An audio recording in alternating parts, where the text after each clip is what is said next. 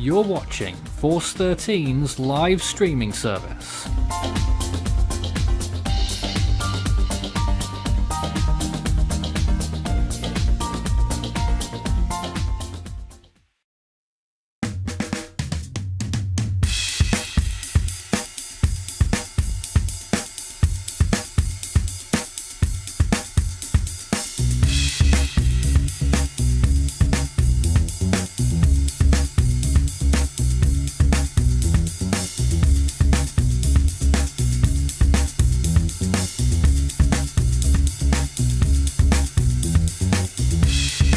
Good evening, this is Force 13 Live. We are currently tracking for once another evening Tropical Storm Beryl. Yes, it has weakened that far down.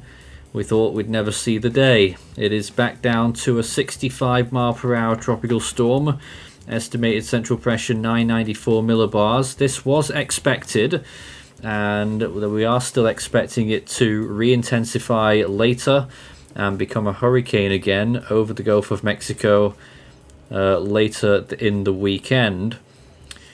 It is expected to be in a transition phase for the next maybe 24 hours. We have 2 recon planes in the storm right now, and at first sight it looks like, when you look at all of this cloud cover, that it's moving northwest decidedly. Not quite. It's a bit misleading. The center of the storm is actually near the southwestern part of what this circulation looks like, the lower level. So clear signs it's not well stacked either, and that will impede its strengthening for a little while, at least we think. Certainly rapid strengthening is off the table tonight, and possibly for a good chunk of tomorrow. We're hopeful that maybe this could be the start of a longer trend, and perhaps Beryl will never get itself sorted out again. But the way this storm has been going, I don't think we can be that optimistic. My name is Nathan Foy here in the studio, and we are covering this storm live with you. And I'm joined by my team right now. We have Maury, Amethyst, Cesar, and Jose. And I just want to show you a couple of the cameras that we were looking at this morning when the storm was making landfall. Here's an evening shot from Cozumel right now, looking quite calm and pretty, really, looking towards the sunset.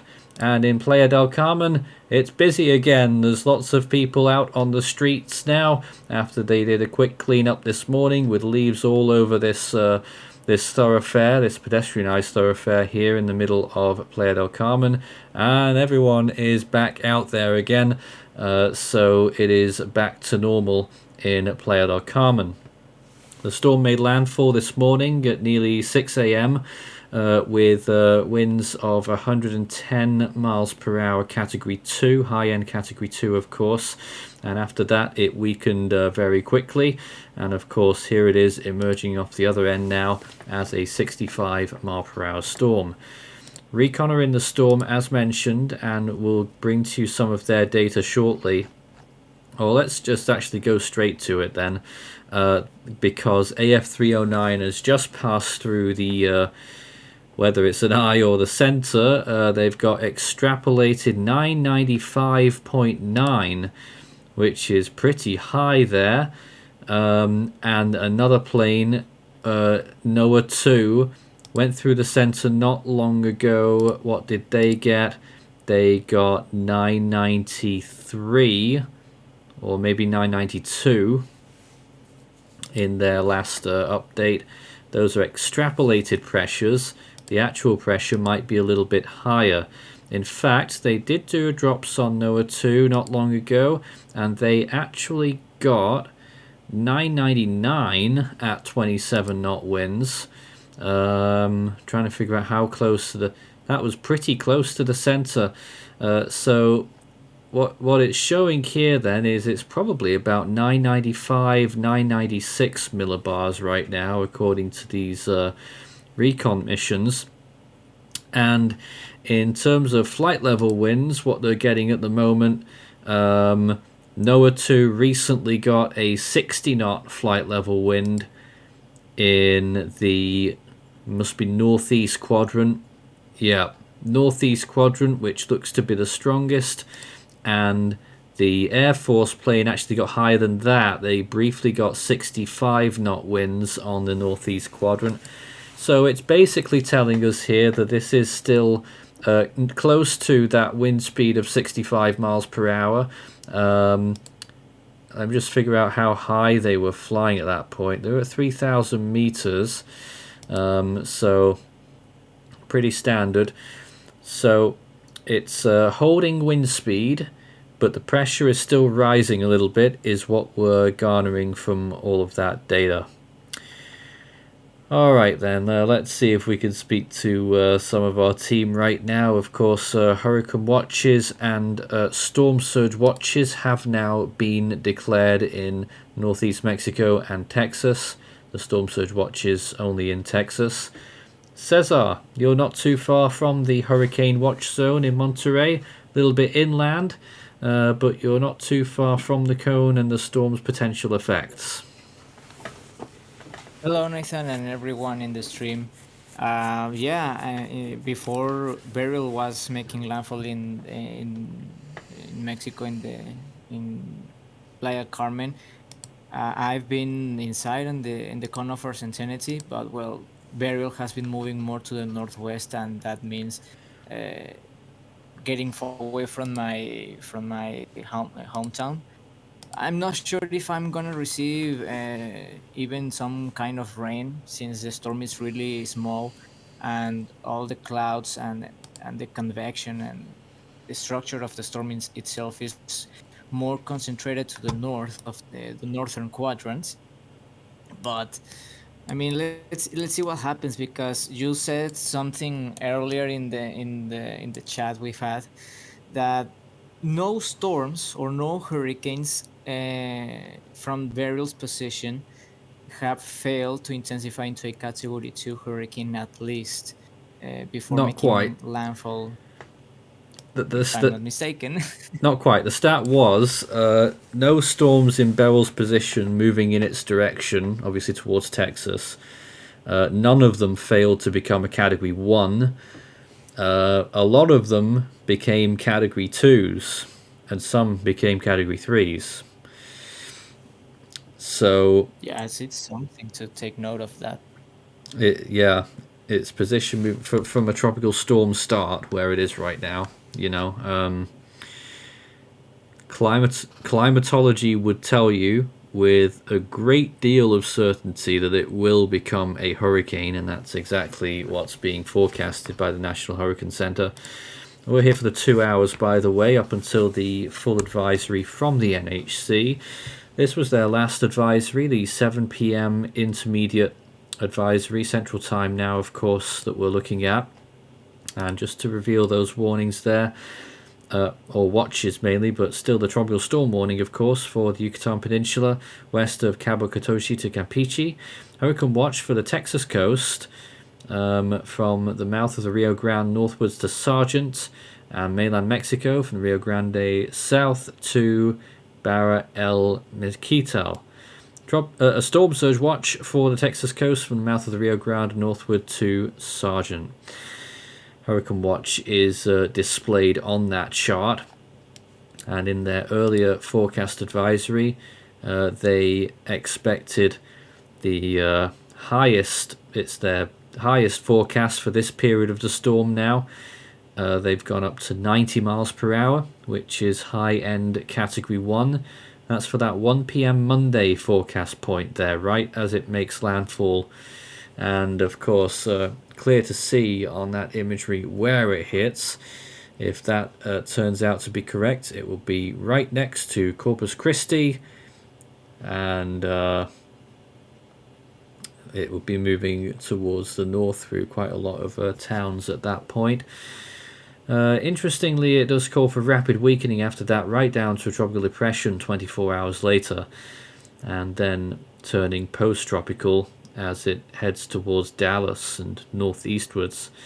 It looks a pretty clear-cut track that I don't think there's going to be too much more shuffling around. We're not going to see a Harvey in that regard. But of course, with Beryl doing Beryl things it has done for the whole period, people's backs are still up as to what Beryl may be capable of in its final phase, its final area of water that it will be passing over here on its very long trek. Our TCOS, Tropical Cyclone Operation Status, has been at code red for nearly 7 whole days, a week. It just dropped down to code orange again this evening. It'll probably turn red again tomorrow, if not on Sunday. Just an idea of our state of readiness there. And if you've got any comments or questions for us on the stream, start your message with Force 13 all in text whilst we go between recon points and data that comes in.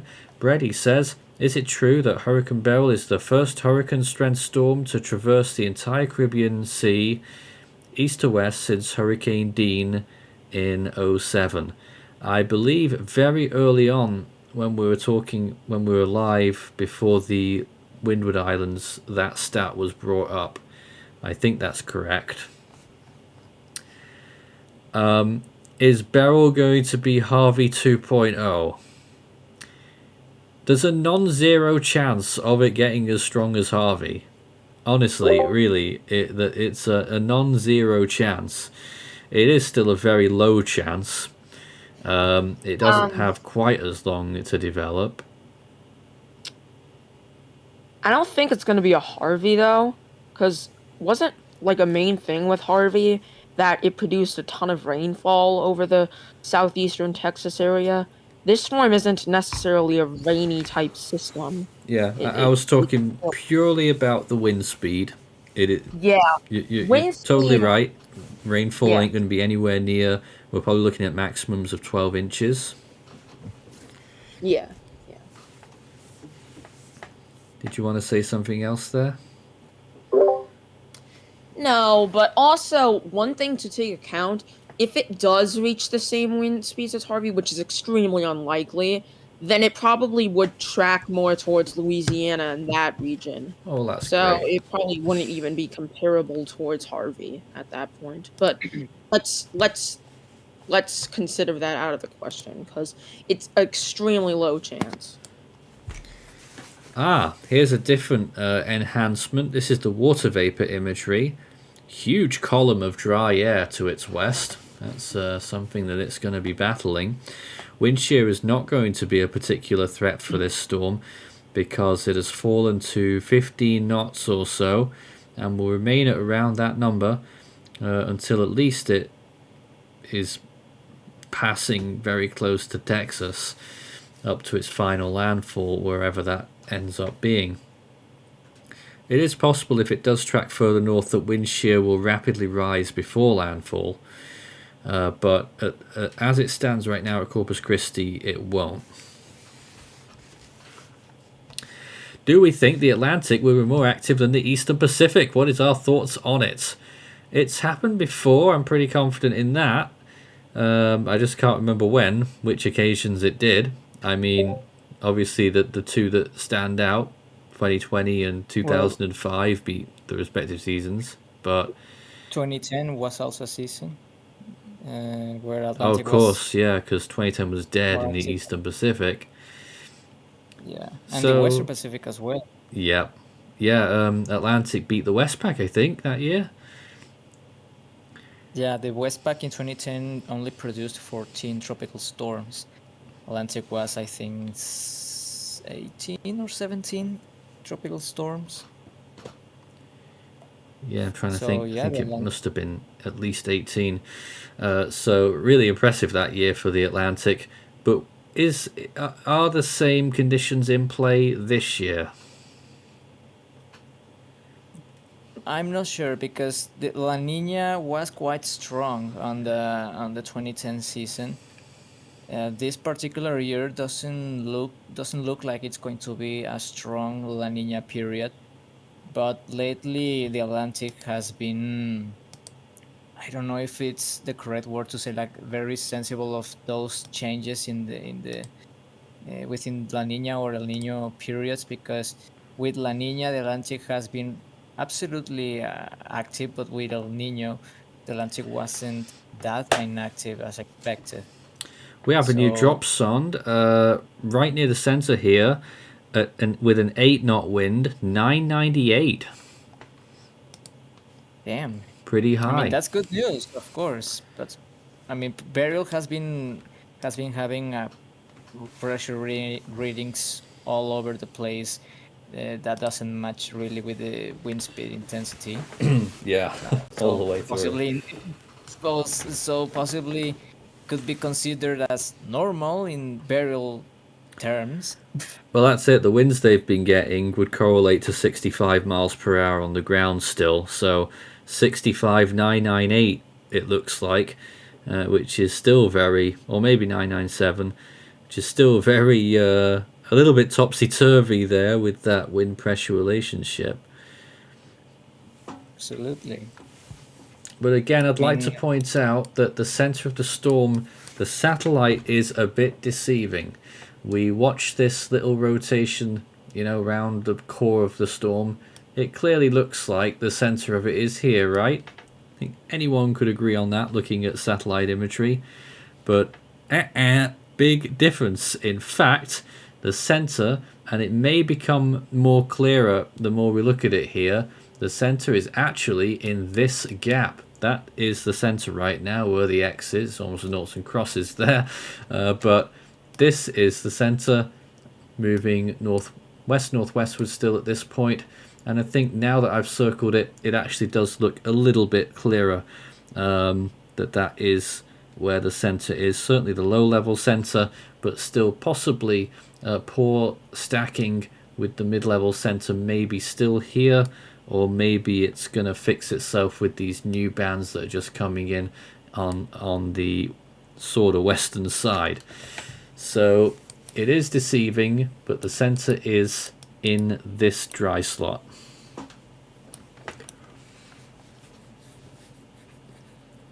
As for the storm's movement, it does look more and more northwest from what recon are getting on these passes right now. That latest drop zone that I mentioned, that was from AF309, and it was very close to the center, but not dead on in the center, so I reckon it's probably 997. And the strongest winds right now are in... I've just pressed the wrong button.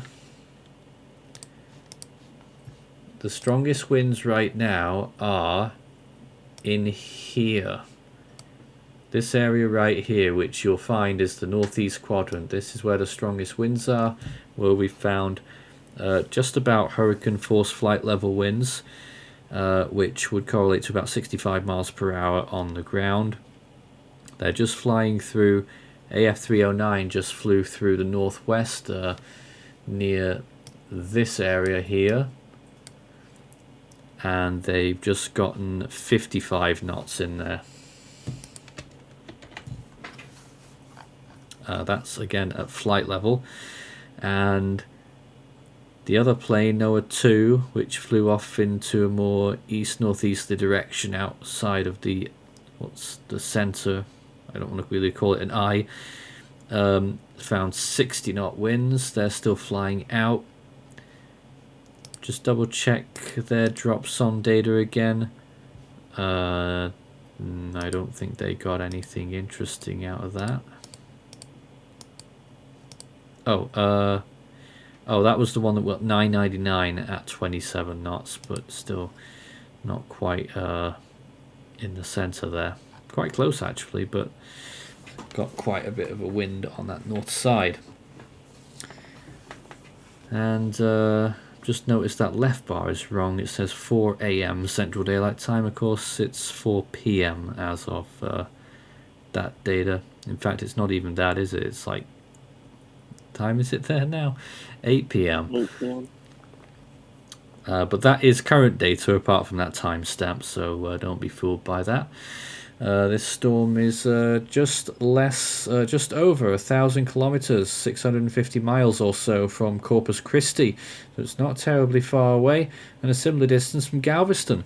So where exactly is it going to track? Let's talk to Chris. You've just joined us. And I imagine you've got a lot to say about this storm and hurricane prep in Texas. Yeah, kind of a few things. I am one of the people that was very surprised that Beryl lasted this long. I thought after going over the Cayman Islands and all the islands that it hit, especially over Jamaica, the storm would have been a lot more shredded to the point where it wasn't about to reform into a hurricane and slam right into Texas, but that was the best case scenario at this point. Taken us on a trip, hasn't it? Yeah, it has. Hurricane preparedness. This isn't the first time Texas has seen a hurricane. This isn't the last. Best thing to do: sandbags. Make sure you have enough supplies in the event you decide to stay. And if you get put on an evacuation order, listen to it. Just 3 things I can say right now is prep, listen to monitor local news, and if you're under an evacuation order, listen to it. Don't risk your life to be in the path of this. You can rebuy stuff you lose. The one thing you can't rebuy is your life. Now, hurricane landfalls in Texas this early in the season aren't that rare.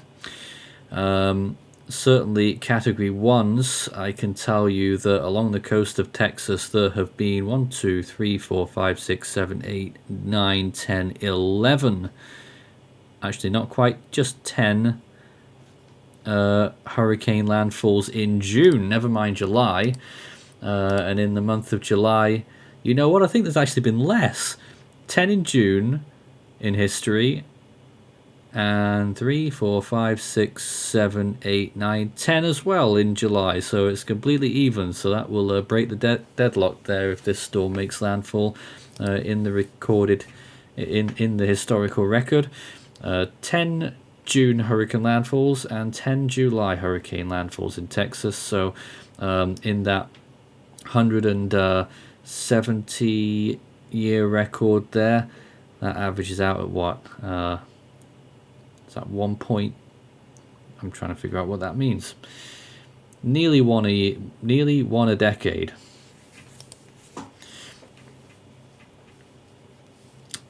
But in the meantime, we're looking back at this latest satellite imagery as we get into the darker hours now. You can clearly see it here. And the center once again is that little notch on the left hand side of all of that cloud. Is it possible that Beryl could produce a severe weather outbreak or event in the southeast United States after turning post-tropical, or is it too early to know?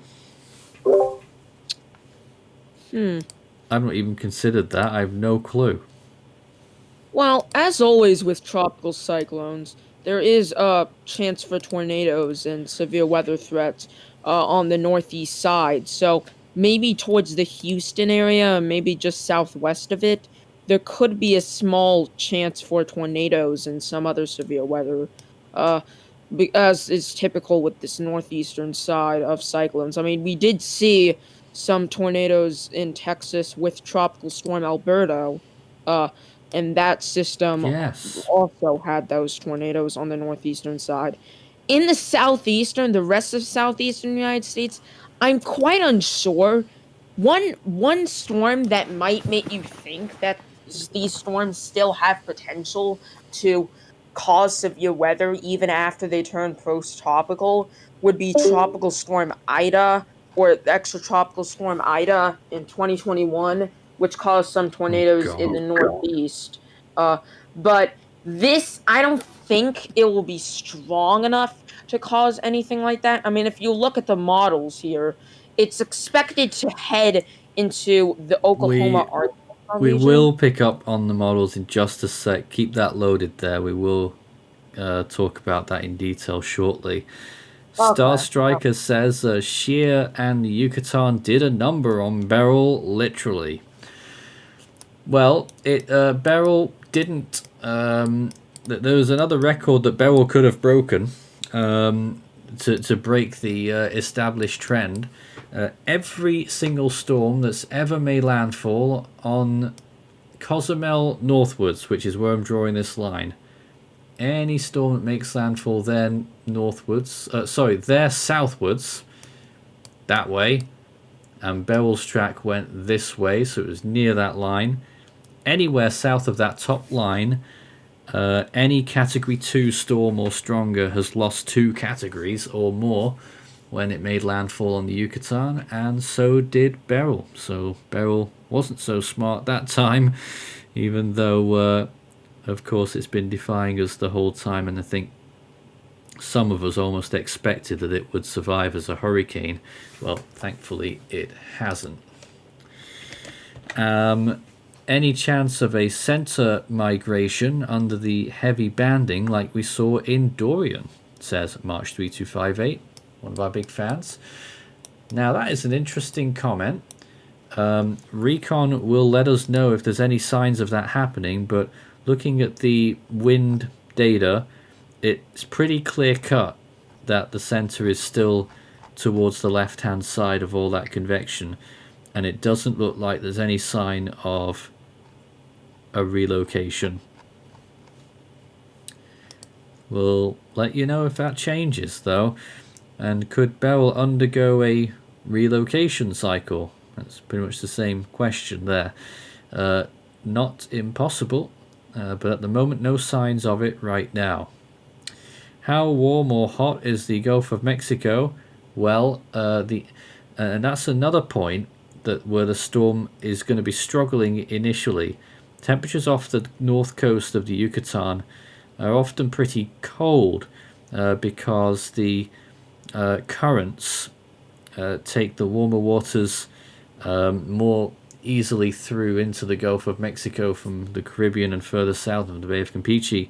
And so, in fact, if I was to do a little drawing, the currents take the warm water on either side, further up this way, and of course you've got the well-known loop current up there, and it leaves this little area with lower temperatures, only hovering around 26 or 27 degrees there, and then it starts to get warmer, where the storm's entering now. It's just about to enter warmer waters. By the time it gets here, that's around 28 degrees. By the time, let me just position that, by the time it gets up here, it's about 29, and by the time it gets here, near Texas, it's 30 degrees, and possibly a bit more. So SSTs will be warming. Could Beryl reach Category 2 or at most Category 3 status when it makes landfall in Texas? And what are the conditions in the Gulf, and is rapid intensification possible? Lots of questions in one there. Well, it certainly could reach Category 3 status. Whether it will happen is a big question mark. It's got to sort its structure out. It's a long way from doing it right now, but give it 24 hours, and if it's looking good by then, there could be a route for rapid intensification. It is absolutely most likely to happen in the final run-up to landfall, and not now.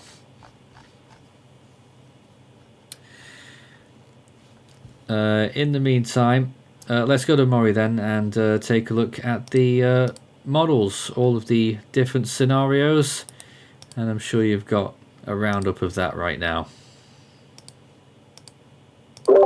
Yes, so currently what we are seeing with the models, we currently are seeing quite a bit of somewhat agreement.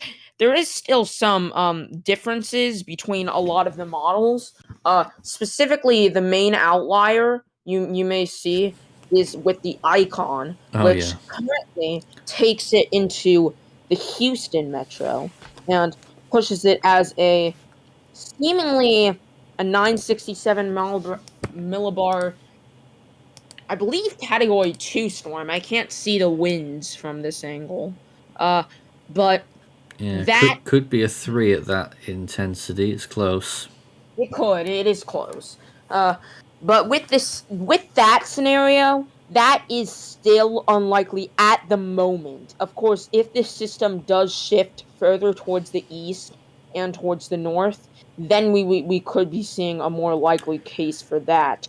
But we currently aren't seeing quite that yet. So what we are going to look at is I some of think these we're other seeing models. much tighter track agreement.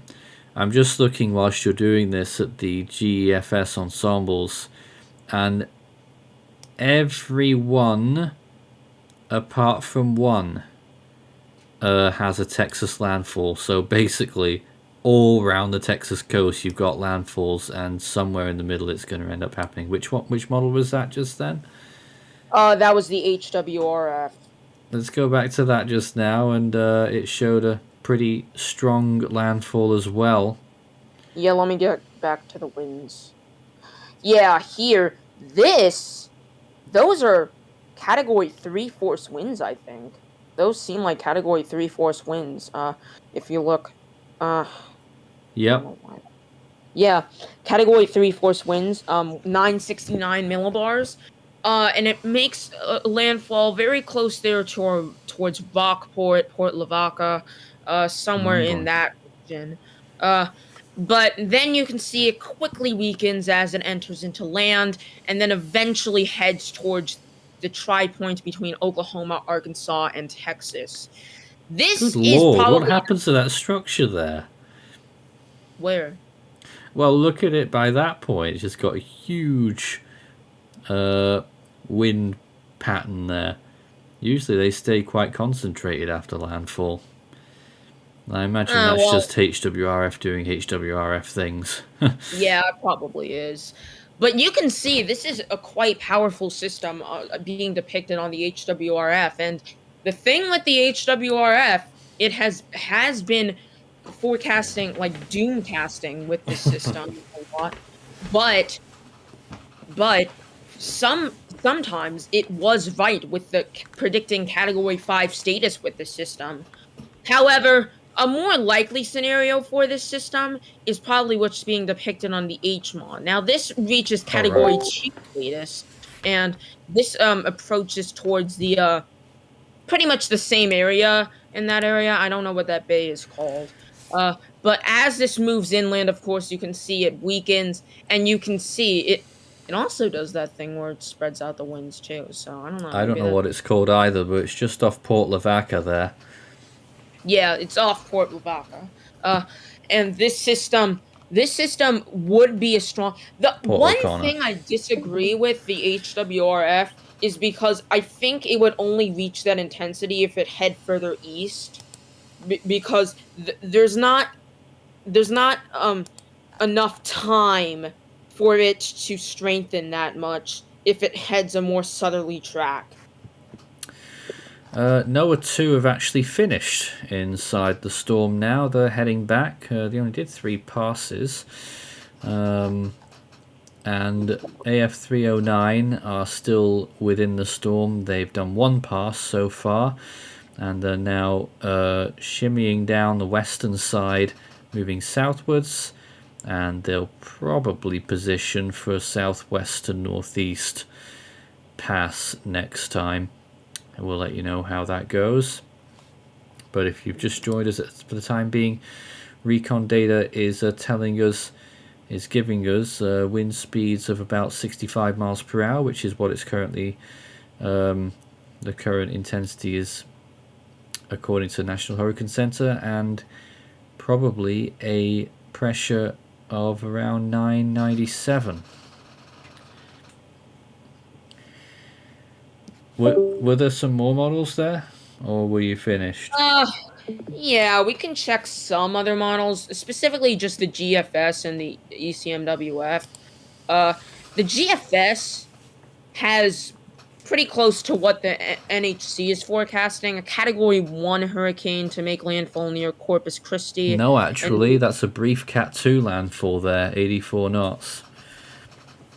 84 knots. Oh, yeah, I see that now. 84 knots, yeah. I just have trouble with those knot conversions sometimes. Yeah. But yeah, that would be a brief Cat 2.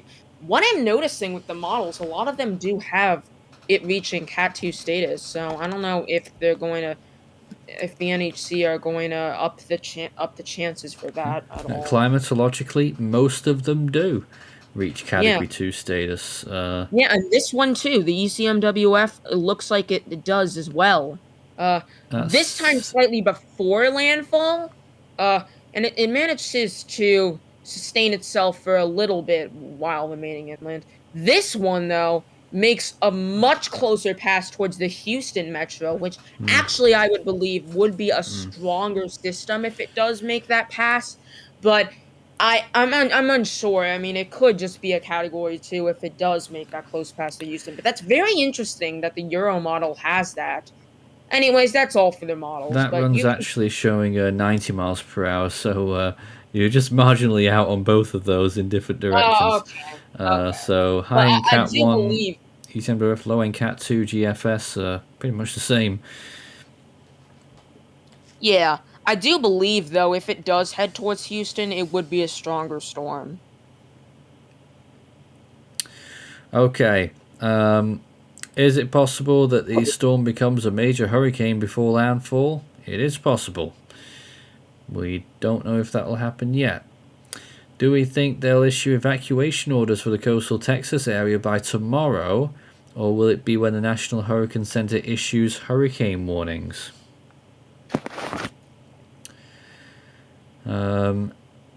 I don't know what they usually do, honestly, but I imagine, just given Beryl's history, that they'll probably take this more seriously than most. And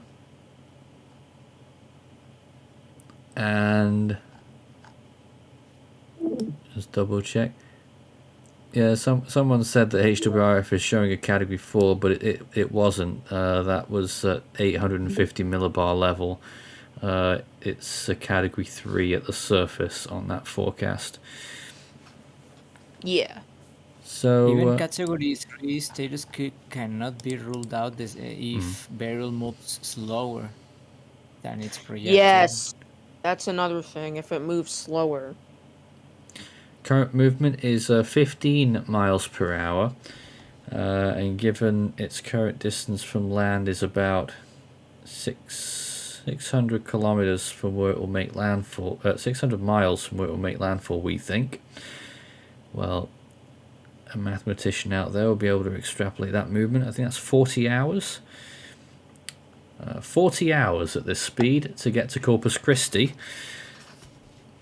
So that takes us to... my mind's gone to mush. It'll be Sunday night if it kept up that rate of pace. But we do expect it will slow down a little bit. And once again, looking at that National Hurricane Center cone, it will be Monday lunchtime, Monday early afternoon by the time it gets there, according to that National Hurricane Center forecast, which, by the way, their forecasts have been pretty good so far in terms of track. Obviously, intensity has been the real sticking point with this storm, and right now 65 miles per hour is the estimate. Just to reiterate those watches and warnings.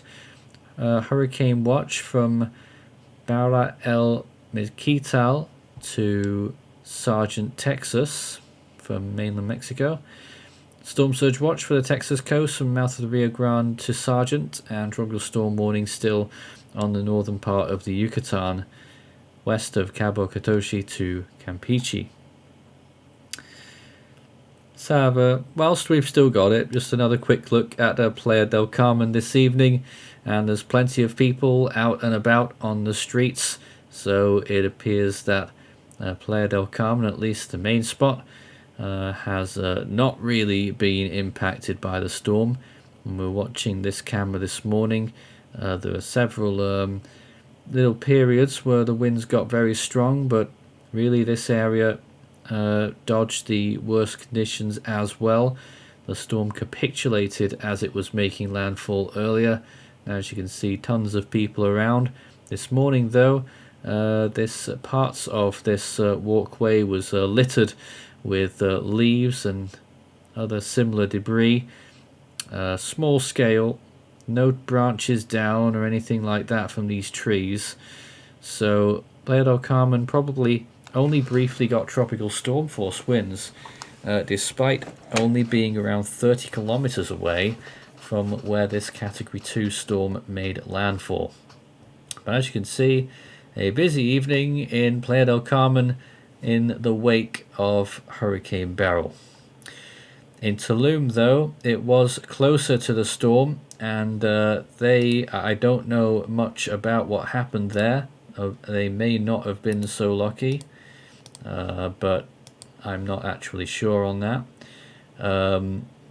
I think we can actually show you a live cam from Tulum, the one we were looking at last night. Then it stopped working just before it was 10 to 5 when this camera stopped working this morning, but it is back now, and you can see the current conditions. You can see lots of stuff that's moving in on the screen there. I don't think it's not precipitation. It's sometimes that happens on our roof cameras as well. I don't really know what it is. But it's just something, a trick of the light bouncing off the infrared dome on the camera, but there's not really anything going on there. It's just a few little waves pushing in here, but obviously the storm is gone. So it's another calm evening in Tulum, but no other cameras in that area where we can tell you actually what damage occurred, apart from anyone on the ground. Actually, Nathan, I'm pleased to say that Tulum hasn't seen too much damage from Beryl. I've seen quite a few pictures about the effects of Beryl, and like the most damages Beryl have done just some fallen trees, but not really into some buildings and stuff. So there are no loss of life reported yet, and like damage reported so far. So that's good news. All right. Well, I think Beryl has a problem right now. Again, all right, I'm getting there. Again, some kind of dispute in those higher cloud tops as to where the center is. You can see earlier on and still now there's a little trail there, what looks like it ought to be the center, but then again you've got the more recent frames here where the actual center is. Looks like that's starting to take precedence on satellite imagery as I draw a circle around that. That is where the true center is right now, or maybe just slightly south of that. So yeah, actually I think based on the last recon data, the center is here, underneath that bit of convection that's sticking out. The center of the storm is actually there, which at first glance you wouldn't think at all that is where the center of the storm is. But recon data, who are going to be more accurate than anything that we can see from above, do indicate that the center is around there. Which means that some of you who may have been concerned that it was going this way, well, it isn't quite as bad as that, but it is still moving sort of this way, which is pretty much in line with that National Hurricane Center forecast so far. Gradual turning to the north over the next couple of days as it approaches the coast of Mexico and Texas. We're here until the National Hurricane Center's advisory, which will be at 10 p.m. Central Daylight Time. Start your message with Force 13 all in text. We can take your questions live. Probably got a few of those to do because there's just the one plane in the storm right now, so there's not much to talk about for a little bit. So Baron says, are we going to have a Harvey or Imelda-like rain event in Texas? We shouldn't. Obviously, you can never say things categorically, but it looks pretty clear that it shouldn't be a Harvey-level event or an Imelda-level event. We expect that it will produce maybe maximums of 12 inches of rain, somewhere around there, 300 millimeters. and the areas that would be getting that rain are pretty much the I-35 corridor. It is I-35, right? That moves down from DFW to San Antonio. It is from basically between Austin and DFW area. Looks like that's the area that's going to get the highest amount of rain at the moment. People keep asking if Beryl will be retired. It's a pretty pointless question, I gotta say. But the damage from the storm is pretty clear. We heard today for the first time on Petit Martinique, which is a tiny island to the east of Kirikou, which saw the storm's landfall as a Category 4 last Saturday. And the news out of Petit Martinique is that 100% of buildings have been damaged or destroyed. So everyone affected on that small island of Petit Martinique, I'm just figure out what the population is on that. It'll be pretty small, but you don't really hear stats like that. 100% damage, population 900 on that island. And on Kirikou, I believe it's 98% of buildings damaged, and on Union Island it's 98%. Apart from that, we're not hearing very much about actual what the problems have been there, only that public services have been severely affected. Any rescue planes, Reconnaissance, any kind of aerial stuff is under visual flight rules because there's none of the control towers are working at the airports, so any planes in the area are flying by sight, which may be hampering efforts a little bit there as well. So that's the information that we've got from those areas at this time. We still hear conflicting numbers about actual fatalities from this storm. We believe it's at least 12, but probably more than that. And we did hear earlier that, well, a few days ago, that I think there were 10 killed in Venezuela, but I think after that it was changed to 5 killed and 5 missing. So, and I think 4 fatalities on the Grenadines in St. Vincent and in Grenada. Haven't heard much about Jamaica, but I assume that some people on the ground who may still be watching us from Jamaica may know about that. And I'm just looking at some other information at this point. But not too much else to talk about regarding the impacts right now. Several thousand people evacuated both on the islands and in Jamaica. And from what we've heard from Cesar not long ago is that impacts appear to be relatively light on the Yucatan Peninsula in Mexico.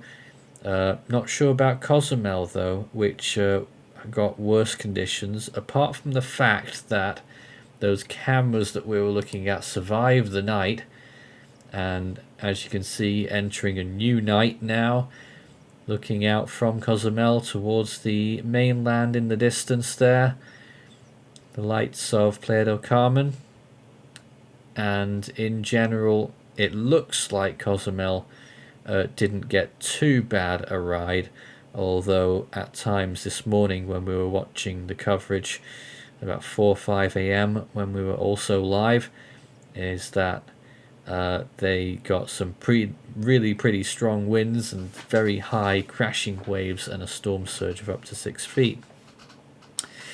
Now, Jay the weatherman says, which states will be affected after Beryl makes landfall on Texas?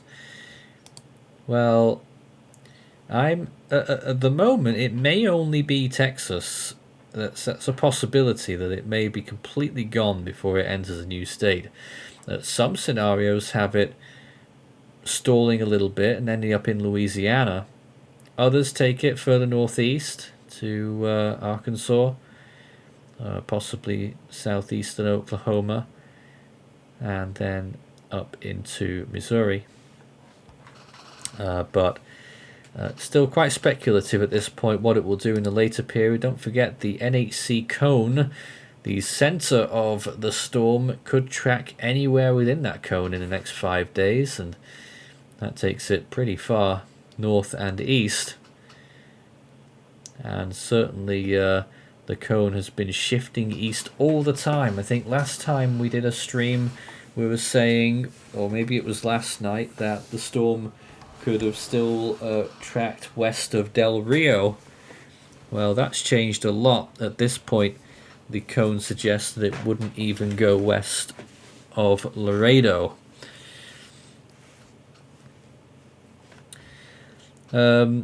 What is the possibilities of this season being the most amount of time live streaming? Oh dear. Technically, it's very possible because we're gunning for our automated feed running all the time, and we haven't really managed that in previous seasons. I think the longest stint our automated stream ever did was like 2 months in 2020. Ironically, the automated stream that we still have and you'll be redirected to after this ends has been running for 1 month. But in terms of commentary streams, I think that there's some other events that are pretty hard to beat. For instance, when we did Hurricane Matthew coverage way back when, we were so solid on that one. We did 54 hours of commentary in that 5-day period, I'm pretty sure it was, which is quite a bit more than what we've done for Beryl. Boom. Very interesting name there, and a very apt avatar. Thanks very much for your support this evening. Appreciate that. Mr. Yogi Bear says, could we look to the north at the huge system that stretches across the country? I assume the US seems to have a southern track, so do you think it will further fuel and slow Beryl? Well, look at that. Huge amounts of convection just up there across the southern United States. And how does that tie in with Beryl, if it does? Because I'm not such an expert on that area right now, but a lot of storms in the deep south. Well, if that does consider if that's considered a trough, then it could attract Beryl towards it, and possibly put maybe more of an easter. I'm unsure. This also could maybe slow it down, but the thing is, troughs usually attract others, not repel them. So I don't know if that That's right. In fact, I just wonder if I could take a look at a quick surface chart. I'm just going to look on one of my other monitors here as to what it's throwing up right now. It's not I'd actually be curious to see how much rain is in that rather than just the cloud tops. Let me have a little look at this, and we can look at it together as we turn on the radar for the US. Wow. That's a lot of rainfall over there that hasn't really been, at least I don't think it's been predicted well by the mesoscale models. No. Much more rainfall coverage there than what the mesoscale models have been suggesting. Whether that means there's a lower pressure in there and that it could make all the difference as to attracting Beryl is a question that needs to be answered. Incidentally, for those wondering, the NAM 3-kilometer model has Beryl making landfall, I think, on Padre Island as a 962 millibar hurricane, so at least high-end Cat 2. And the HRRR has the storm about to make landfall somewhere. It's just east of Padre Island at the 48-hour mark with a pressure of 1,000. So two very different scenarios from the mesoscale models there as they watch Beryl move in as well. Of course, NAM 3 kilometer has been known for some really silly projections and isn't really taken seriously when it comes to tropical cyclones. Because, of course, it wasn't built for that. It was built for severe weather in general across the US. But interesting to note nonetheless there. So models still don't really know what's going to happen. Several of them have a weaker system. GFS has a borderline category 2. It was 100 miles an hour.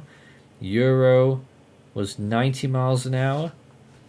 Icon is something like high-end Cat 2. HWRF is category 3. And of course the NHC forecaster stays at the moment at 90 miles per hour for its landfall. Recon AF309 are making a run for the eye again now. It is going from southwest to northeast. Winds have been very light in the southwestern quadrant so far. They're coming in at the same point in which they had hurricane force winds on the northeast quad. They're at a similar distance on the southwest now, and they are only getting 25 knot flight level winds. So clearly the northern side is doing better, which is pretty obvious because it's the side that's away from land.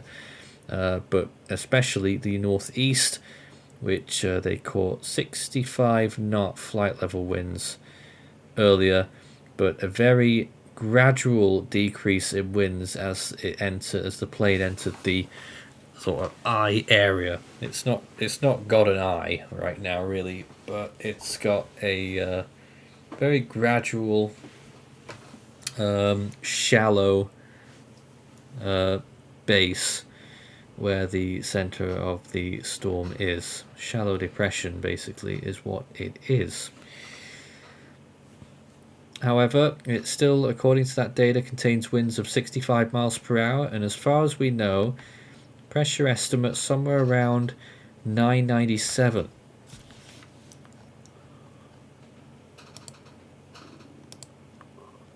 Which for a 65 mile per hour storm is quite high.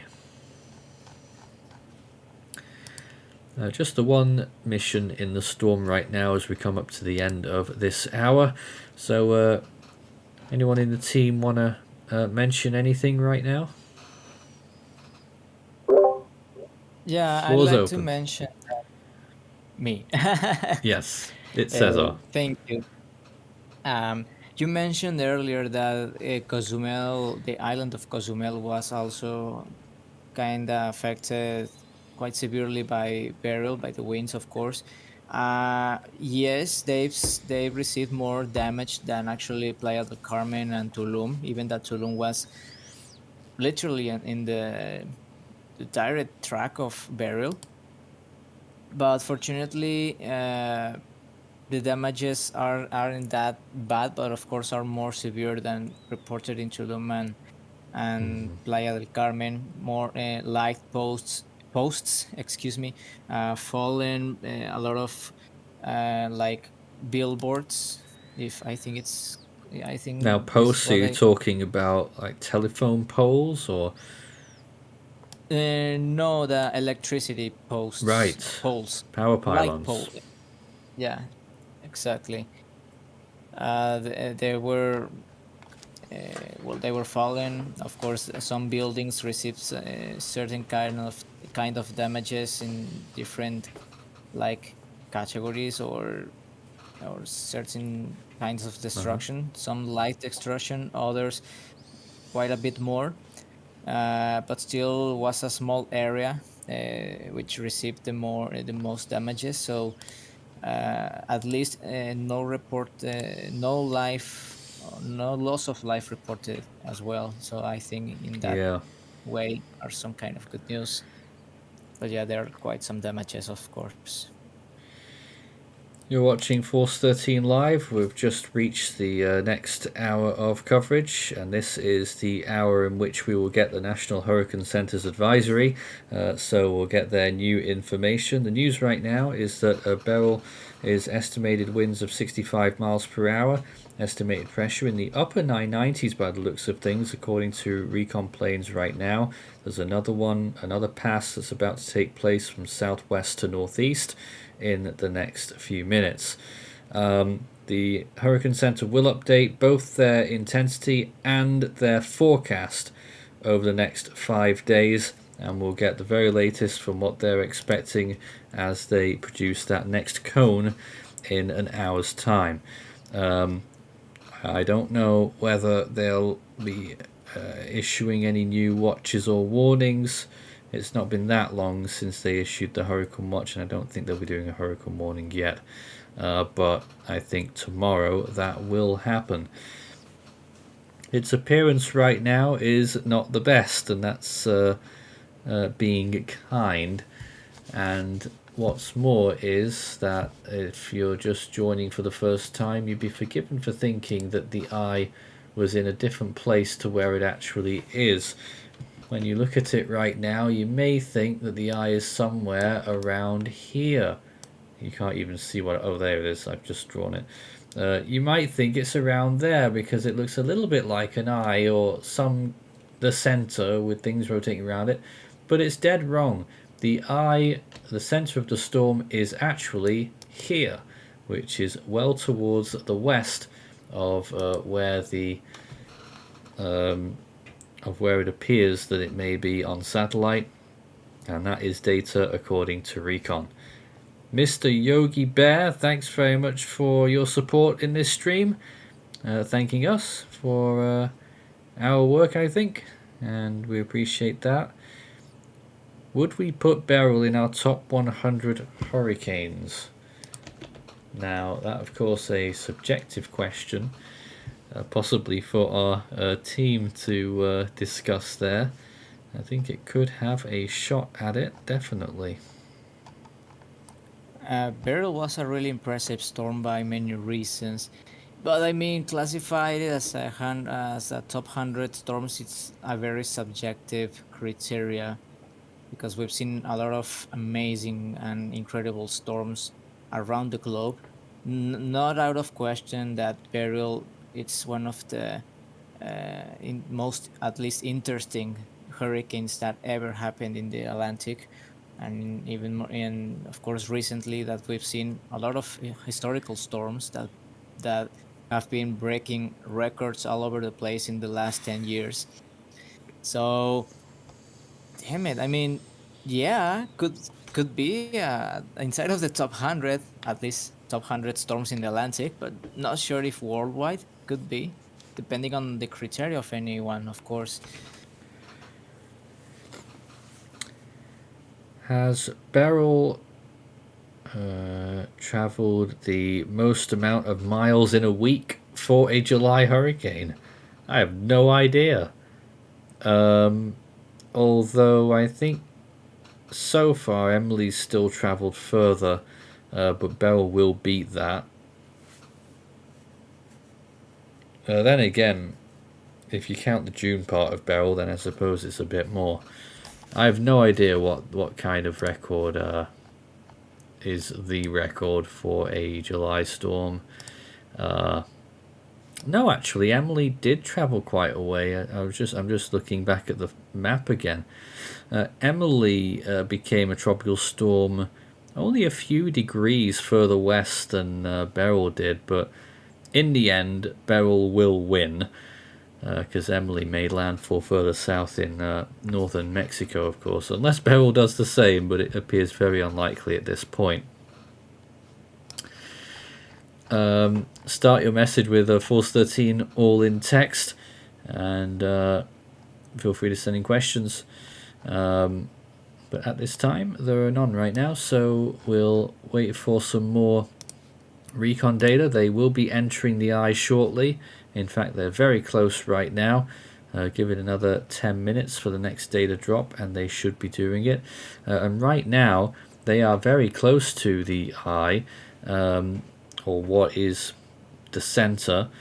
Southwest side, I think southwest side contains no tropical storm force winds based on this recon data that I'm seeing.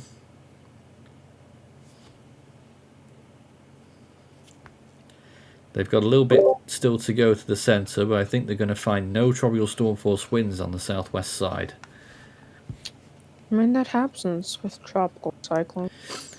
Yeah, but the thing is, you can't build an eye wall without having those storm force winds on all sides, so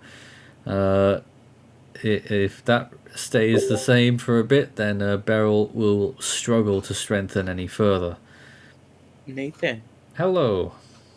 Hello, Nathan. Hi, I got Jose.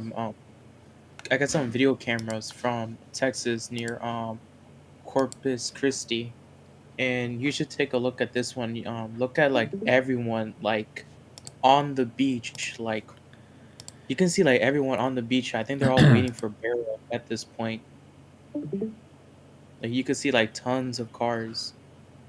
This is the ocean. Like up there, it's just so dark, so you can't see it. But like there's tons of people like at the beach right now. Yeah, I was disorientated for a moment. There's a proper fisheye lens, isn't it? Lots of cars out there on the beach looking out. Yeah, I think it's either because they're all, waiting for Beryl to come on in. Or they could be just having a romantic evening at the beach, I don't know. Okay. Maybe. On 4th of July weekend, after all. Yeah, probably. But plenty of people out there, that's for sure. It is a hurricane watch, not a hurricane warning at the moment, but it will change, and I imagine, already at this point people shouldn't be venturing into the water. You could have rip currents at any time pull you under and knock you around and all over the place underneath those waves, and they can kill. But right now, a hurricane watch extending northwards to Sargent, Texas, and once again that was Corpus Christi, is it? Yes. So that's the viewpoint from Corpus Christi. I think it's Joshua, but thanks very much for your support immensely. With an off-topic question, how long have we been waiting for Hone in the Central Pacific? Okay. Well, we've been waiting an extraordinarily long time for Hone in the Western Pacific. The last time we had a Central Pacific storm was in 2019, and I've already forgotten what happened that season, so I'm going to have a look. But the Central Pacific had its last storm that formed in that basin, of course, which was EMA, which was in October 2019. So we reached the 5-year mark when we get to October 12th, 13th. Wow. Who thought we'd be waiting 5 years for a Hone? And Mike Rutledge, also much appreciate your support. Absolutely. Wife and I are staying in Goose Island State Park, north of Rockport. Going to bug out tomorrow afternoon. Well, that area could indeed get the strongest part of this storm. We're not sure exactly yet, but it could be in that area. And Joshua becoming a Category 5 member. Wow, amazing. Appreciate your support. Welcome aboard. Hopefully we don't sink. Jaden says, how long do we think Beryl will continue to struggle for? Well, this hasn't come as much of a surprise. For those who are thinking this is a surprise right now, it isn't. National Hurricane Center forecasted that it would drop to 65 or maybe 60 miles per hour during this period, and it would take its time to strengthen again. And that is true. First of all, it's got cool sea surface temperatures that they are warming up again. They're not too cool, but they are quite cool. But once again, they'll get better in the next 24 hours. The structure is obviously a big issue that it needs to fix. There's still dry air, lots of it on the western side, which you never know, could still have a hand in limiting this storm. What won't be, though, we don't think, is wind shear. Now, wind shear did a great job of helping collapse this storm's eye wall just before it made landfall in the Yucatan. Wind shear had a big part to play in that. It is very fortuitous that it did collapse just a couple of hours before it made landfall. So, basically, it will struggle for maybe 24 hours, and then we should start to see an uptrend again as it goes along. How big is Tropical Storm Beryl now compared to this morning? I don't actually know. Currently, tropical storm force winds extend out 90 nautical miles northeast, which I think is similar. I can't remember, but I think it's similar to what it was this morning. Yeah, exactly. That's my thought. Any ideas number of cyclones over the Southwest Pacific 2025 summer? Wow. Are we talking about like the 24-25 season in the Southwest Pacific? I assume we are. Well, I've not thought about that. I've got to be honest with you on that. I have no idea what to expect for the Southern Hemisphere this upcoming season. But at some point, we'll come out and we'll have some kind of explanation. Another off-topic question, when do we think the West Pacific will see its first super typhoon this year? It can happen at any time of year, as we know, but I think we've got a decent shot of seeing one in August. We've got to have one at some point. I mean, there's never been a year that's not had a super typhoon. Let's get that straight. Usually we see super typhoons. It's more probably to see one between August through October, maybe November, when the strongest ones are actually in the end of the year. But yeah, it could happen any time of the year. It's the Western Pacific, although it has been really calm recently.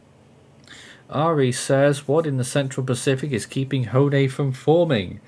Well, the conditions are not always favourable there, of course. There's been several storms over the years that have tracked into the Central Pacific, but obviously already had an East Pac name, the most infamous example being last year when we had Tropical Storm Greg, which was 6 miles away from being named Hone, crossing the 140-degree line.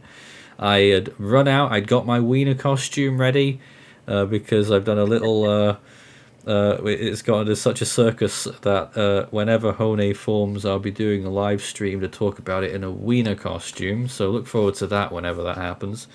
Another close call was with Tropical Storm or Typhoon Omais in the Western Pacific. I can't remember if that was last year as well, or was it the year before. That was really, and some people argue that that should have been named in the Central Pacific just before it crossed into the West Pac and got the name Omais. So 2 very close calls right there. But alas, we still don't have that Central Pacific storm, which we've been waiting for 5 years. Okay, more comments then. What are the potential impacts to the San Antonio area, if any? Well, yes, you are getting a decent chance of a tropical storm impact, probably towards the In fact, I can't remember what percentage chances our graphics gave it, but you must be close to 50% over there in San Antonio, so a fair chance of getting storm force winds, and you could see some significant rainfall potential. In fact, NHC on their graphic puts you just on the edge of the high rainfall amounts. They reckon you'll get between 2 and 4 inches. There was another question about San Antonio there, actually. So I've already, I think, answered that one. And when is the next Atlantic storm going to form? We're still dealing with Big Beryl right now, but National Hurricane Center earlier today completely gave up on Invest 96L. They have scrubbed it. We've kept it at 10% just in case. Part of it, I think, is some of that convection that's blowing up over Hispaniola and a few little thunderstorms in southern Jamaica right now as well, where Beryl made landfall a couple of days ago. Not landfall, but very close pass. They're getting some more thunderstorms right now by the looks of it. So we're watching that. But apart from that, which it really doesn't look like it will form anyway, there is nothing on the horizon for the next 2 weeks, which I think we're all quite happy about, aren't we? Don't jump up at once, guys. I think they're all very happy that we're not going to get another storm in a little while here. A Glitter Bomb says, what does Hode mean? Oh, that's just the next name. That's the next name on the list over there in the Central Pacific Basin. Maybe I should have made that clearer. They use a lot of Hawaiian names over there, in fact, almost exclusively. And Hode is the next name. Eva says, which model has been better at forecasting Beryl? So far, we think the HWRF has been one of the better ones, and we think the HAFS-B was the better one earlier on as well, although in more recent runs, the HAFS-B was forecasting that the storm would move much further south, more so than what the predictions were saying. However, the latest from HAFS-B is actually back in line with what we're realistically looking at. They are currently calling for a 60-knot landfall, just shy of hurricane status, so tropical storm landfall in Texas, just on the eastern tip of Matagorda Island. So that's the HAFS-B. So again, even on these runs, which that particular model, which can sometimes overdo things, we're getting a big spread, diversification of intensity estimates. HAFS-A as well is going with very borderline hurricane, literally coming up with 63.6 knots, and hurricane force starts at 64. So it's literally a borderline hurricane, pressure 985. And again, a similar landfall location a bit further east on that HAFS-A model. It is calling for the landfall to be near east of Palacios, Matagorda itself, actually the town of Matagorda, being impacted by that suggestion.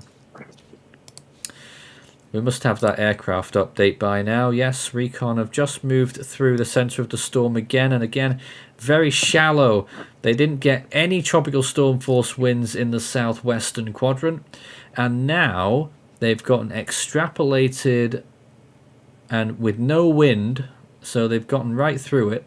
Extrapolated 999.4. So it may even be up to 1,000 millibars now.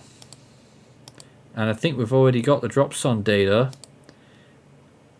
Yep, we've got dropson data. 999 millibars at 8 knots. So that would suggest to me that it's probably 998 in the center of this storm, and that the pressure is still rising.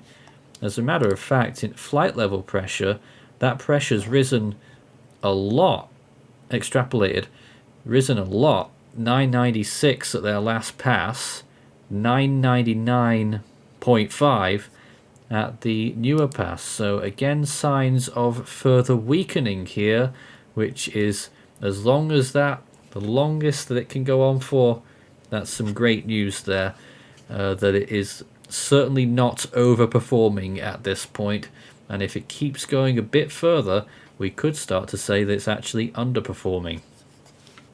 Yeah, honestly, I'm not surprised considering how it reacted to the Windward Islands, and it weakened a bit after I think it made landfall, and it then didn't react well to Jamaica, and then we've seen how it's fallen apart a bit over the Yucatan, so I wouldn't be surprised if it's still weakening a bit. I'm not sure many would agree with what you said there though.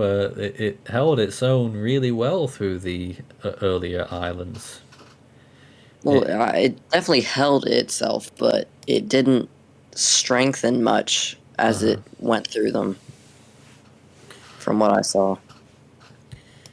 Yeah, wasn't really expected to though either, but certainly since the final approach to the Yucatan, we've seen drastic weakening, and still at this point, early days on this, but still looks like that it is weakening.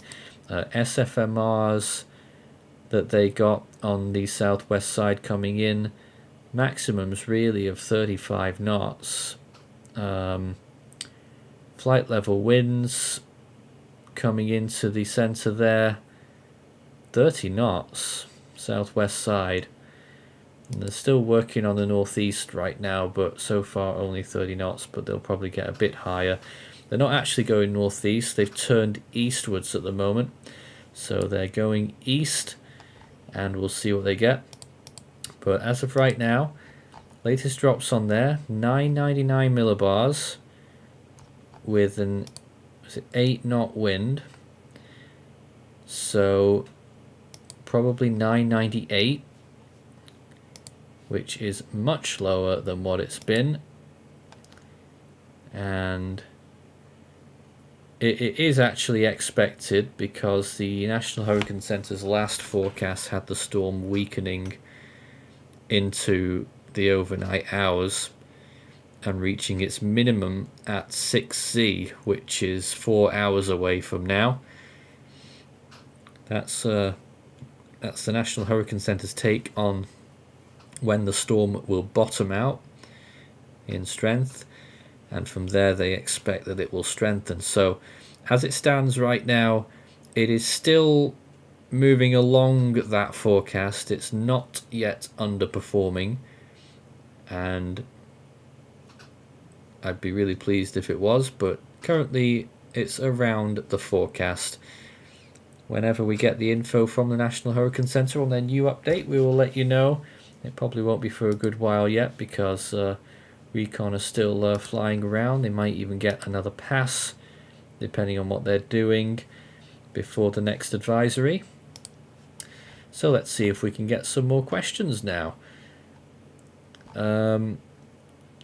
Mike says that Tropical Depression Aletta is active. We've not mentioned it, but it's been a quick spin up in the Eastern Pacific off the west coast of Mexico. Tropical Storm Aletta formed yesterday evening and was only a tropical storm for I think maybe 12 hours.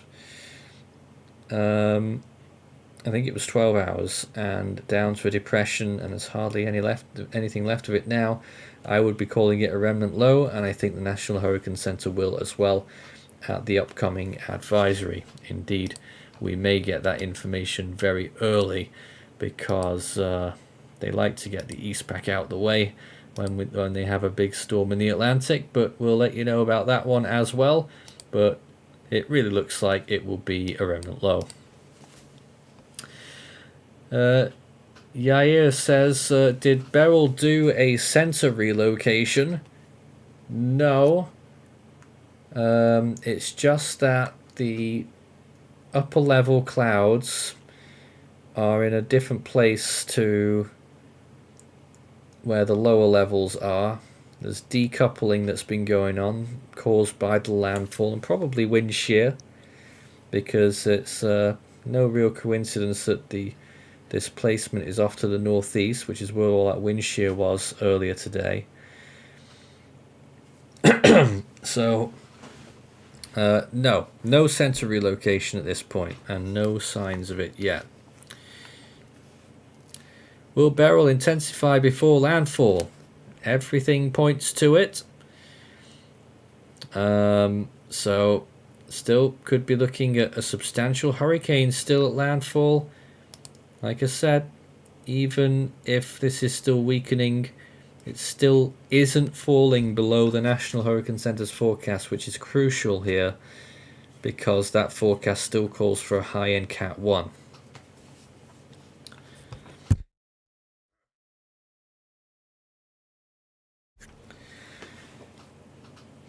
At Beryl's peak in the Caribbean, I'm not sure what this question is actually, but I think they're asking, is it stronger than notable Category 5 hurricanes like Katrina, Rita, Andrew, and Emily? Emily, yes. Katrina, in winds, it's tied, I think.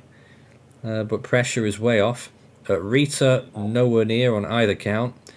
Andrew, pressure was lower in Andrew, but it is if we're giving it 175, which I think we are, then that is. Did Andrew get 175? I can't even remember now.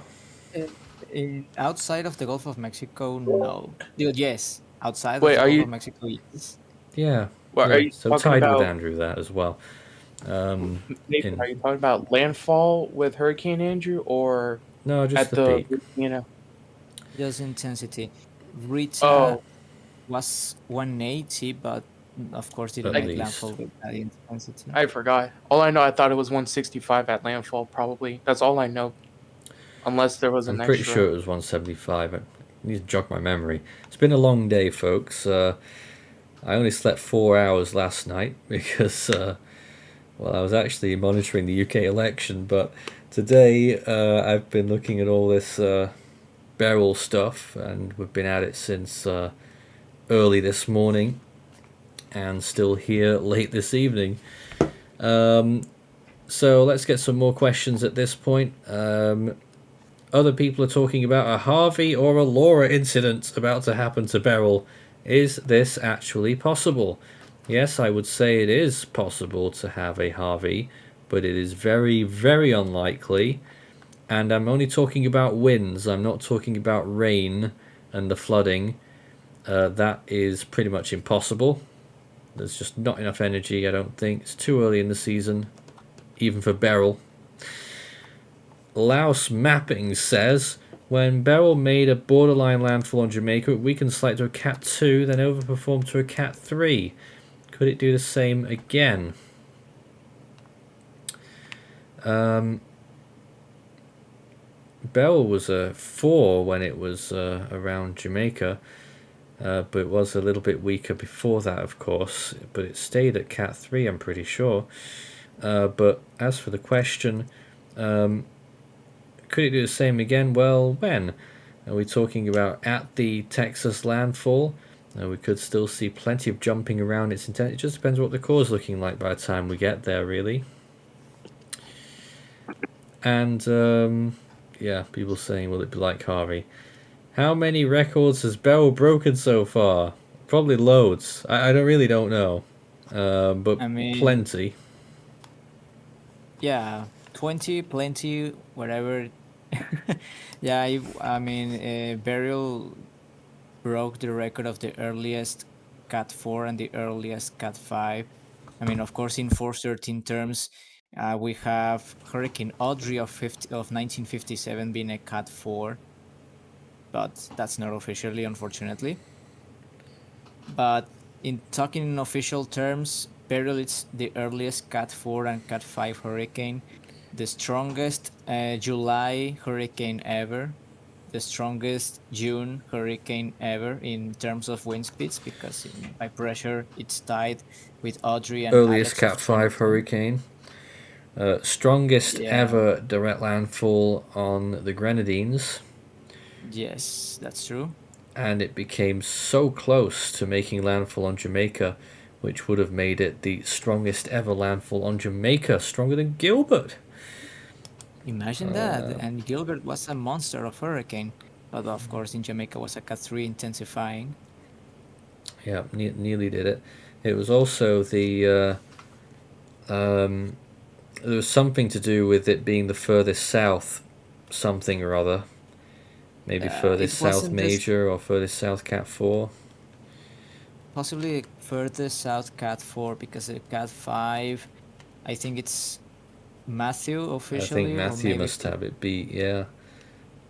yeah. But I mean, Beryl was very close to it as well. Maybe sharing it with Ivan or Ivan, however it's pronounced in your language. Yeah, Ivan being the big one to compare it to in that regard. There's some more questions there. Jerry says that they're in the cone with no way of leaving. How bad will NES Corpus Christi get hit? At the moment, it's looking like you're going to get a Category 1 hurricane, strong Category 1, wind speeds of around 90 miles per hour. So a very similar strength to Hurricane Hanna in 2020, which is the one I'm thinking of quite a bit with regards intensity comparisons. Of course, a completely different track, almost a complete right angle to the way Hanna was heading, but similar strength we're thinking. Brady says Hurricane Beryl is like one of those fake hurricane season dreams I have. David says, is Houston under the radar? I think you might mean under the cone. Well, it is. Although, if this trajectory takes place, you probably won't get any tropical storm force winds in Houston because it'll be a depression very quickly after it moves inland. Of course, there's still lots of wriggle room, and the storm could make a direct landfall in Galveston or near Houston, moving inland there, and could be Category 2 or 3 strength when it does that. Worst case scenario there for the Houston region. We're actually seeing just a little one or two small bursts of convection blowing up again now near the center of the storm. But really not much still at this point to talk about. Recon continuing to fly east, AF309. They just caught on the eastern side 50 knot flight level winds, still really low. Be interesting to see if they can sample the northeast again, because when they were coming into the storm they got 65 knot flight level winds. And I'd be interested to see if they can sample that same area again and whether they might have gone down. But I think they're just starting to turn right when I'd like them to turn left, but we'll see what happens with that. We should have the updates from National Hurricane Center soon, and I figured it would be out really early for Aletta.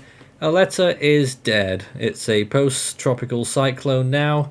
Currently located at where are we?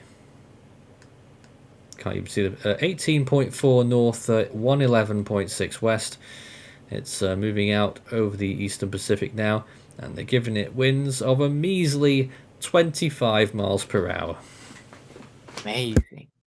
Powerful storm. Yeah, That's very small it was. completely wasn't noticed and overshadowed by Beryl completely. In fact, there's a letter now on infrared. Oh dear. Well, that is a letter, and clearly a remnant low. There's nothing left, only just low level circulation. Check out all those broken storms in western Mexico, though. Yeah, it's pretty common to see those western storms in Mexico during the summer, but that only happens when there's a lot of wind shear and high humidity. So possibly that contributed to have this kind of severe thunderstorms. but nothing to worry about they are used to it. I mean, whilst we're waiting, the National Hurricane Center still managed to flesh out a 3-paragraph discussion on a letter at the advisory. May as well give them some love and read it out. We're probably the only people to read it. Convection continued to diminish in association with a letter. Little to no organized deep convection was seen since late Thursday morning. Both the GFS and ECMWF simulated satellite imagery do not indicate any return of deep convection. Given the marginal environment, the remnant low should continue to spin down. Forecast dissipate on Saturday. Due to, they spelt due wrong. They spelt it do, D-O, but we'll let that pass. Due to the very poor appearance on satellite imagery and the lack of any pressure gradients in the area, the initial intensity lowered to 20 knots. Socorro Island did get a maximum wind of 21 knots a few hours ago, as a letter passed just south of the island, and earlier ASCAT data only showed peak winds in the 20 to 25 knot range at the time. No significant change has been made to the track forecast. Should continue to be steered by the low-level flow in a direction just south of due west till it dissipates. I only read that out because we've got nothing else to talk about for a few minutes whilst we wait for Beryl's update, which should be out fairly soon, unless they're sitting on their hands, whether they may get some new recon data that they want to examine first.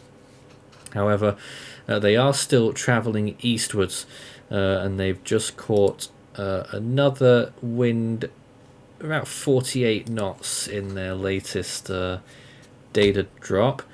And that is fairly far east. It's about, trying to figure out here, they're about 50 miles away from the center of the storm, and they're still getting those nearly 50 knot flight level winds. So that is AF 309 that is currently inside the storm. We're now showing Jose's screen, showing the another variation of Beryl's appearance, looking from the Yucatan Peninsula. And what do you make of its appearance as we look at it right now? To be honest, it's kind of messed up. Like the structure of it is like completely messed up, and it's more confusing in trying to find the center of it. So, well, it is on satellite, but on radar, recon data. In fact, I'm not even sure they know where the just a sec. It's one of those moments. Just a second here. Yeah. If we look at this latest, now where that 998 is, that was their first pass. Then they did that triangle on the left, northwest, south, northeast. Looks like they found the center again because they saw calm winds. And that is actually a slight west-southwest movement, if that is still the center there. So that would be a turn up for the books, unless we're seeing some fragmentation in the winds and maybe perhaps a center relocation on the table. But as of right now, that data is depicting that the storm did jog slightly west-southwest in the last hour. So that means a relocation of the low-level circulation, maybe? No, we don't know yet, but if that is still the dominant center, it's moved slightly west-southwest, and we'll take any small victory as it comes there. Any deviation... Yes, Maury? Oh, no, I was just interested in that, because that would point towards a more southern landfall, so hopefully that trend continues. Less popular. I doubt it will. Yeah, But I doubt it. if that motion does continue without a center relocation, though, it will shift that cone, no doubt about it. Be interested to see what the NHC say on their update, because they will talk about that in their forecast discussion, I guarantee it. So we'll get some info on that. let's see if we get some other comments here. Brady says, do we think Beryl could be reorganizing already? No, it is still weakening. Recon are finding that.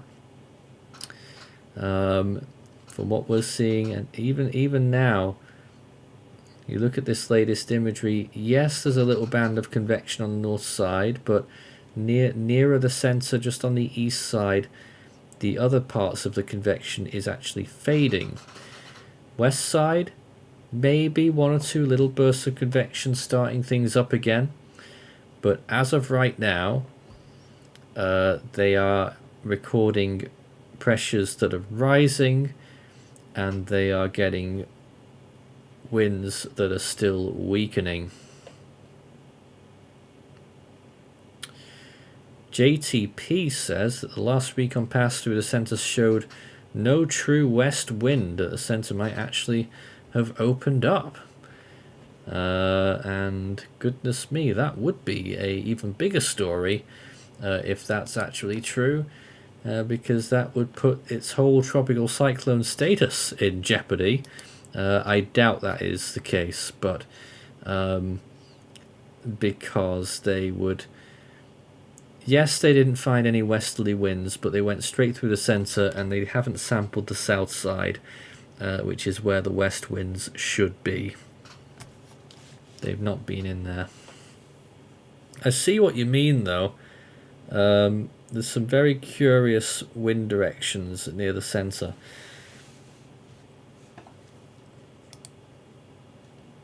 Certainly looking quite shallow at the moment, this storm. We didn't get any extra drop zones, apart from the ones that were in the center. No other real relevant sons. And another comment is rapid re-intensification expected in the Gulf of Mexico. The later on it gets, the closer to land it gets, the higher that chance will increase due to improving environmental conditions for the storm. Geodexilian says, how big was a letter earlier on? It can't have been very big at all. Must have only been a few miles, but I'm going to interrupt myself with the update. They are going with 60 mile per hour winds and a pressure of 996 millibars, and the forecast peak is still the same. They're keeping it at 80 knots, 90 miles per hour, and without finding out what the track says yet, the intensity forecast is pretty much the same. Let me just look at the cone, what it was before, and try and tell you what's happened to it. So they have 27.6, 96.6. So the cone has shifted east again. Yes, and that makes sense. The cone has shifted east again, and they are calling for landfall now on Matagorda Island, and for it to pass just very close, just east of Victoria. That's what their new cone will be saying when it appears. Okay, so that's the new update, calling for 90 mile per hour winds, 90 mile per hour landfall, currently giving it 60 miles per hour, 996 millibars.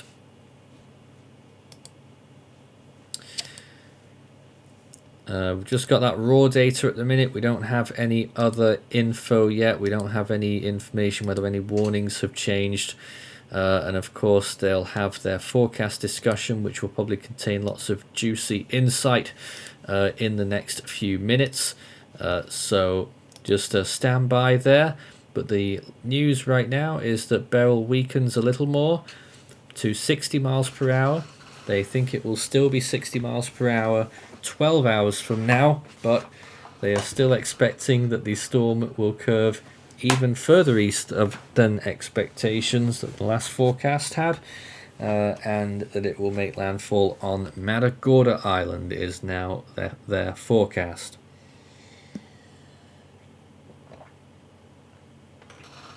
Which if it turns out to be true, if it's going to hit somewhere, then that's a little bit Nathan, more very quick, sparse than the Corpus Christi area. Go ahead.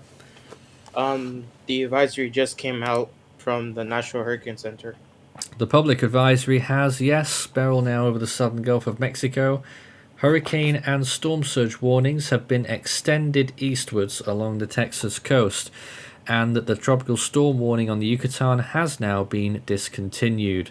Hurricane Watch now extends to San Luis Pass, and the Storm Surge Watch extends now to High Island. So, Hurricane Watch from Mexico, Barra El Mezquital to San Luis Pass, Texas. Storm Surge Watch from the mouth of the Rio Grande northward to High Island. An observation in Isla Perez has recently reported sustained winds of 43 miles per hour with a gust of 57. Air Force planes estimate 996 millibars. Here's a heads up on the storm surge. From Baffin Bay to San Luis Pass, Texas, 3 to 5 feet. Corpus Christi Bay, 3 to 5 feet. Mouth of the Rio Grande, Texas to Baffin Bay, 2 to 4 feet. I just missed out Matagorda Bay there as well, 3 to 5 feet. San Luis Pass to High Island, 2 to 4 feet. And Galveston Bay, 2 to 4 feet. New forecast cone is out. There is the new expectation from the National Hurricane Center, and it does appear that the opportunity for, or at least the longevity of that hurricane is limited a little bit further there, but they are still calling for a 90 mile per hour peak on that last hurricane dot, 7 a.m. Monday morning. And so it looks like landfall will occur during the late morning or early afternoon hours of Monday. The forecast discussion is out and it's quite a read. I'll go through it as quickly as possible. The center of Beryl has emerged over the southern Gulf of Mexico, just northwest of Progreso in the Yucatan Peninsula. Surface observations and NOAA aircraft tail Doppler radar data indicate the storm's become significantly tilted, with the low-level center located to the southwest of the mid-level vortex, what we've been saying the whole time, with most of the showers and thunderstorms located closer to the mid-level center. The latest flight level wind data support lowering the initial intensity to 60 miles per hour, minimum pressure up to 996. Moving west-northwestward about 11 knots as the system remains steered by a mid-level ridge located over the southeastern US. This motion should continue through early Saturday. After that time, a gradual turn to the northwest with a decrease in forward speed is predicted as Beryl moves towards a weakness in the ridge caused by a trough over the south-central US, and then a short-wave trough reinforcing the weakness late in the weekend, which could cause a turn more towards the north just before Beryl makes landfall. Latest guidance has again shifted to the right and is a little faster than the previous cycle, and the NHC track has been adjusted in those directions. New track forecast is very close to the latest GFS model prediction, which has been the best performer for Beryl up to this point. Really? What, the whole of Beryl? Since Beryl's structure is degraded significantly from its passage over the Yucatan, it likely will take a little time for the storm to recover. However, the overall environmental conditions are conducive for strengthening, with increasing water temperatures and decreasing vertical wind shear along the expected track. In addition, the global models are suggesting that the upper level wind pattern might become more diffluent before the system reaches the coast, which could aid in the intensification process. Although the global models are not particularly skillful in predicting the maximum winds of a tropical cyclone, they do assess the environmental factors well, and the ECMWF and GFS models show significant decreases in the system's minimum pressure over the next couple of days. Based on these fundamental factors, the intensity forecast calls for slow strengthening during the next day or so, followed by more steady strengthening till Beryl makes landfall, forecast similar to the previous. And the Hurricane Watch has been extended eastward along the Texas coast. And it's important to note that the average NHC track error at 60 to 72 hours is 80 to 100 miles, and the average intensity error is close to 1 category. Users are reminded to consider these uncertainties when using the forecast information. Those key messages: the increasing risk of damaging hurricane-force winds and life-threatening storm surge in portions of northeastern Mexico and the lower and middle Texas coast late Sunday and Monday, where hurricane and storm surge watches are in effect. Additional watches and warnings may be required on Saturday. Interest in these areas should follow any advice given by local officials. Flash and urban flooding are possible along portions of the Texas Gulf Coast and eastern Texas from Sunday through the middle of next week, and rip currents will cause life-threatening beach conditions through this weekend across much of the Gulf Coast. Beach goers should heed warning flags and the advice of lifeguards and local officials before venturing into the water. This storm will be inland by the end of Monday, and shortly after that, the book will close on what has been an extraordinary storm. Can it still pull out another extraordinary performance for the next couple of days as it gets closer to the US Gulf Coast? Trevor says that there in Corpus Christi the frenzy has definitely started. Merchandise flying off the shelves faster than restock. What kind of merchandise is that? I assume, is it supplies for the storm? I assume that's what you mean. I mean, I hope people aren't selling, oh hey, the Hurricane Beryl is going to hit me t-shirt or something. Anyways, feel free to send in some more questions whilst we run down the clock here for a few more minutes, and then we'll be handing back over to our automated feed, which will be updated shortly afterwards. Geodexilian says, compared to average, we don't see this amount of ACE in the Atlantic until the end of August. Well, Beryl did it all on its own. Mr. Yogi Bear says, do you think with us being within a solar maximum cycle will result in more active hurricane season? Tornadoes this year have been insane. I looked at that once or twice in the past. I can't remember what the conclusions were. There may be some kind of correlation with solar activity and storm activity, but I don't think you could substantiate it properly, and it's probably not a strong correlation. There are other factors at play. So that's all. Okay, Rod says GFS best forecast track. That's what the NHC have said. NHC have told us that GFS has performed best. I'm flabbergasted by that. Yeah, that makes me not trust them as much. Really? It's dented your trust. Alex says, do we know what the ACE Beryl has produced yet? It's quite a bit. Let me just get info for you. Official data has Beryl at, just waiting, 31, nearly 32 ACE. That's up to the end of the 4th, so yesterday.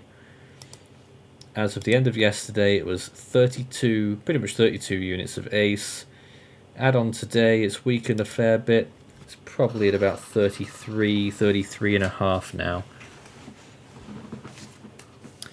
And any lightning in Tropical Storm Beryl? Anyone watching for lightning in our chat right now? Jose, I know you sometimes have a look. I don't have lightning with me here. But if you want to navigate towards that, I can take a couple more questions. Ian says, how strong do we expect Beryl to make landfall? I think National Hurricane Center's forecast is currently good. 90 miles per hour, very fair estimate. I'd give something similar. And how much do you think it can strengthen by Monday? At least that much. It would be a massive anomaly if Beryl didn't manage to become a hurricane from here. Every storm ever in its position, at its strength, current strength, that moves towards Texas ends up becoming a hurricane. 100% success rate. And a lot of them become category 2s. And will Beryl be the only category 5 hurricane this season? Or I don't know about that. I don't know about that. The fact that Beryl happened does not decrease the chance of something happening in peak season at all. Does not decrease that chance. No.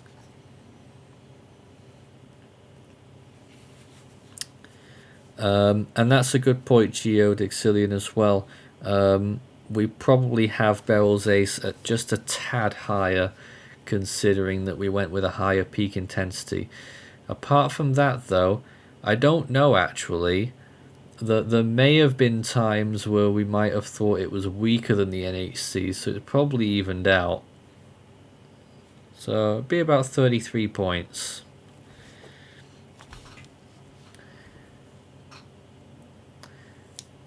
So I'll throw it to Cesar right now. Your thoughts on the storm as we look at it down to 60 miles per hour? Surprised? Not really.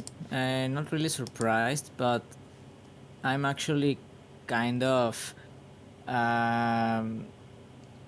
like concerned about how strong this hurricane will get. Well, this tropical storm, to be more precise, will get before it makes landfall. I'm not sure that it will be a category 1. I believe it will be more stronger than that, possibly a category 2 or maybe a category 3, depending on the environmental conditions. So far, it appears that it's going to be conducive for gradual intensification, but also Beryl, it keeps moving quite generally fast.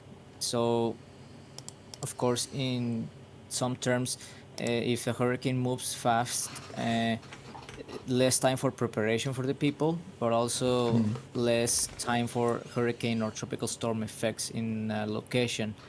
But if a hurricane moves slower, of course it's more time to prepare for the storm, but also more time to the storm. For the storm to get more intense and having more of a tropical effects that could be worse or could be more significant. So not sure about it, Nathan, but I believe Beryl could be a category 2 at least before it makes landfall in Texas. But let's hope if there's a sudden change in the environmental conditions. So finally this thing it gets over. I mean, it has been almost 2 weeks of, well, not 2 weeks. It has been a very long week, and still more 3 or 4 days ahead of Beryl that hasn't had enough yet. Yeah, this time last week it was it was getting close to the windward. I think they'd issued hurricane warnings by now, so we were code red for nearly a whole week there. And this lightning chart that you've sent in as well, Cesar, and shows off the northern side, that area that's getting a bit of convection up there, throwing up quite a bit of lightning.